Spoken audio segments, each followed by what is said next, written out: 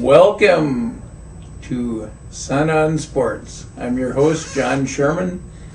On my right, it's Mr. Mike Shaughnessy. On my left, Mr. Greg Kleven. Hey, big fella. And Mr. Nick Clark. John, how you doing? I'm doing great. And I'd like to also welcome the members of the armed forces who will be watching our program here for the first time, along with our normal dedicated audience. We're happy to have you with us also.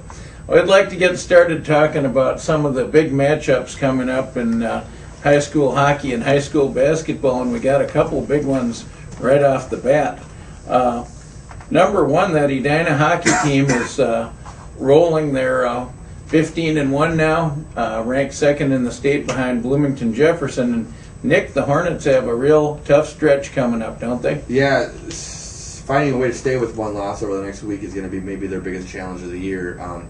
Granted, they've been fine so far, but they play Wayzata tonight, Thursday, and then this Saturday they get Hopkins, and then next Tuesday Centennial comes into town. Centennial, of course, is ranked right behind them in the Class 2A poll, at third in the state. Centennial has just one loss on the year, 65 defeat to White Bear Lake in the quarterfinals of the XL, or at the XL Energy Center, the Schwann Gold Cup, and the Gold Division of the Schwann Cup. And Centennial has had some very impressive wins. They skated a 4-4 tie with Blaine last Saturday, but they've beaten Hill Murray, they've beaten Duluth, or they tied Duluth East, they've beaten Hill Murray, they've beaten St. Thomas Academy, and they've beaten just about everybody else they've played. So they're going to go in and they're going to give Edina a game, and this, of course, is a rematch from the Bantam Championship when the seniors on these two teams were in ninth grade. They played for the state championship in Bantams. Centennial won that game. I believe the final back then was 3-2. Not sure if it was overtime or not, but I know it was a close game then. And these two teams play every year. And I guess Edina's one thing they have to be weary of heading into that game is not overlooking their next two opponents. Wayzata lost to Burnsville here Tuesday. It was their first loss in 10 games. And Hopkins, obviously, and Alex Fonts is one of the top goaltenders in the state of Minnesota. And they also have plenty of guys that can score. So, a couple big tests for Edina to open up the Classic Lake Conference season, and then they get Centennial Tuesday. So, big week for the Hornets. The big story in the Lake Conference, Greg, of course, is Jefferson's unbeaten streak, and they've got some tough games coming up, including Eden Prairie, which is one of the better teams that I've seen this year.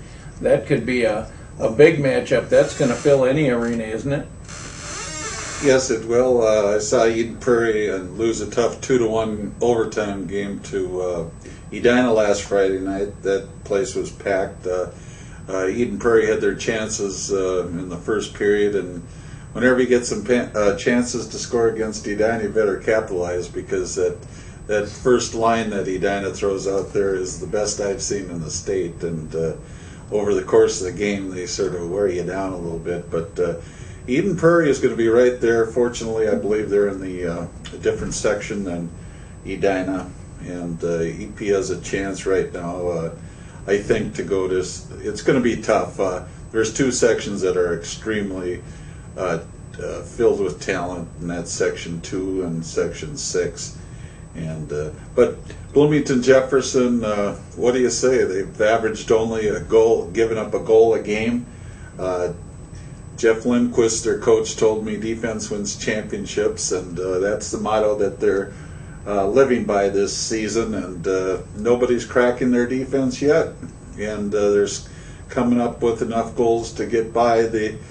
It seems like this streak is. I don't know if they want to get the monkey off their back and maybe get a loss, because they've had a couple of close calls in the last week or two. But Bloomington Jefferson. You've got to play an outstanding game to beat them, because they aren't going to give you any cheap goals.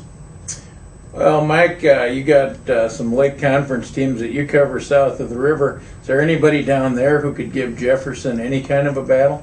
It hasn't happened yet. Eastview was probably, at the time they played Jefferson, the third best team in the Lake Conference. Jefferson beat them at Eastview 5-0. I had an opportunity to see the tail end of Jefferson's game at Burnsville on Saturday night. Jefferson won that game 7-1. Their puck movement, at least that night, was circa 1970s Soviet Red Army. I mean, they just skated circles around Burnsville, which is not a pushover. I mean, Burnsville just beat Wayzata in overtime the other night, ending a long unbeaten streak for Wayzata. At this point, it looks like there's been a pretty distinct separation between Jefferson and Eden Prairie and the rest of the Lake Conference.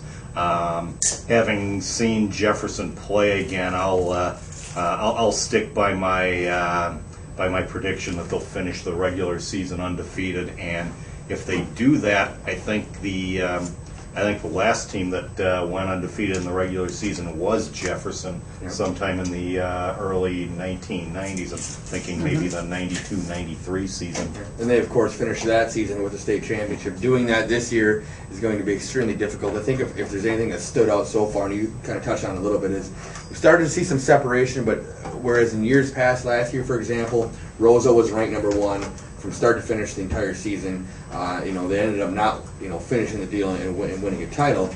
But this year, I think we've seen probably 7 or 8 teams kind of separate themselves from maybe the rest of the pack in terms of state title contenders come March. We've hit on a number of them. I think, despite what Jefferson has done, and they've had a tremendous start so far, Edina has to be the clear favorite. Maybe not the clear favorite, but I saw some highlights from their win over Eden Prairie. And, just because they're from Edina, they kind of get that stigmatism of, a bunch of pretty boys, we're not going to. They won that game. The overtime winner, Connor Gorder, scored it. And he went to the net, got drilled right after he scored it. He was 1 foot in front of the goal. And if that top line of Connor Gorder, Marshall Everston, Anders Lee, prove that they're willing to go into those, quote-unquote dirty areas to score goals, we know they can score on the perimeter. They're going to be really tough to stop, because that's the type of goal that I'm sure Kurt Giles saw it, and the fist pumped for the win, but the fist also pumped for the type of goal it was, because those are the type of goals they're going to have to score as the games get more important here. I think that's a good point, Nick. And what I like is the way that Marshall Everson and Anders Lee can set up in front of that net. Yeah. In this case, it was Garter, but Anders Lee is tough to move. He's about 6'3", 215 pounds, and just solid steel out there. And he's a tough one to jar from in front of that net.